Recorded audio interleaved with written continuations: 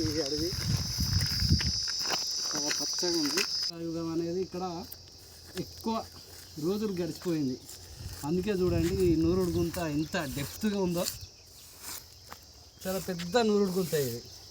1 feet కంటే ఎక్కువ ఉన్నది. అక్కడ చాలా ఉన్నాయి. ఇంకా చూడండి ఇంత పెద్ద సంఖ్యలో ఇంత డెప్త్గా ఇంత రాతిగొడ్డలని ఈ నూరుడు గుంతల్లోనే పదును చేసుకునేటోళ్ళు.